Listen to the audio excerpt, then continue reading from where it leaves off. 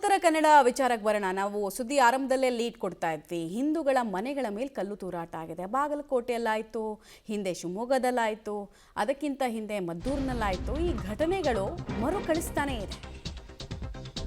ಯಾಕೆ ಮರುಕಳಿಸ್ತಾ ಇದೆ ಅಂದರೆ ಆ ಮನಸ್ಥಿತಿ. ಮುರುಡೇಶ್ವರದ ಬೈಲೂರು ಮಾರ್ಗದ ತೆಂಗಾರ್ ರಸ್ತೆಯಲ್ಲಾಗಿರುವಂತಹ ಘಟನೆ ಇದು. ಬೈಕ್ನಲ್ಲಿ ಬಂದ 6ಕ್ಕೂ ಹೆಚ್ಚು ಜನ ಮುಸ್ಲಿಂ ಯುವಕರು ಈ ಕೃತ್ಯ ಮಾಡಿದರು. ಬೈಕ್ನಲ್ಲಿ ಬಂದಿದ್ದಾರೆ. ಕಲ್ಲು ಹೊಡೆಯೋಕ್ಕಿಂತ ಮುಂಚೆ ಇಬ್ಬರು ಯುವಕರು ಸಿಕ್ಕಾಕೊಂಡಿದ್ದಾರೆ ಸ್ಥಳೀಯರ ಕೈಗೆ. ಸೊ ಪೊಲೀಸರು ಒಪ್ಪಿಸಿದ್ದಾರೆ. ಪೊಲೀಸ್ ಠಾಣೆಗೆ ಯಥಾವತ್ ಹಿಂದೂಪರ ಸಂಘಟನೆ ಕಾರ್ಯಕರ್ತರು ಮುತ್ತಿಗೆ ಹಾಕಿದ್ರು, ಪ್ರತಿಭಟನೆಯನ್ನು ಮಾಡಿದ್ರು.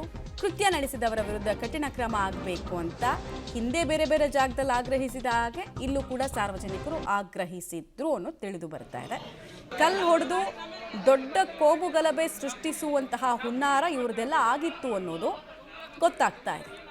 ಇಲ್ಲೇನು ಯಾವುದೋ ಆಚರಣೆಗಳು ನಡೀತಾ ಇರಲಿಲ್ಲ, ಅಥವಾ ಯಾವುದೋ ಮಸೀದಿ ಎದುರುಗಡೆ ಹೋಗ್ಬಿಟ್ರು, ಹಾಗಾಗಿ ಭಾವನೆಗೆ ಕುತ್ತು ಬಂತು, ಪ್ರಚೋದನೆ ಮಾಡಿಬಿಟ್ರು, ಅಂತಹ ಯಾವುದೇ ನಾಟಕಗಳಿಲ್ಲ.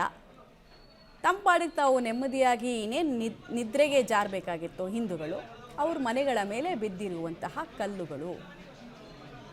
ಆಬ್ವಿಯಸ್ಲಿ ಮನೆ ಕಲ್ಲು ಬಿದ್ದಿದೆ ಅಂತ ಹೇಳಿದ್ರೆ ಅದೇ ಕಲ್ಲುಗಳು ಯಾರ್ದಾದ್ರು ತಲೆಗೆ ಬಿದ್ದಿದ್ದರೆ ತಲೆ ಓಪನ್ ಆಗಿರೋದು, ಅವರೊಂದು 4 ಸ್ಟಿಚ್ ಹಾಕ್ಕೊಳ್ಬೇಕಾಗಿತ್ತು ಹೋಗ್ಬಿಟ್ಟು ಆಸ್ಪತ್ರೆಗೆ. ಇದಕ್ಕೆಲ್ಲ ಕಾರಣ ಏನು? ಮತಾಂಧ ಮನಸ್ಥಿತಿ ಕಾರಣ ಅಷ್ಟೇ.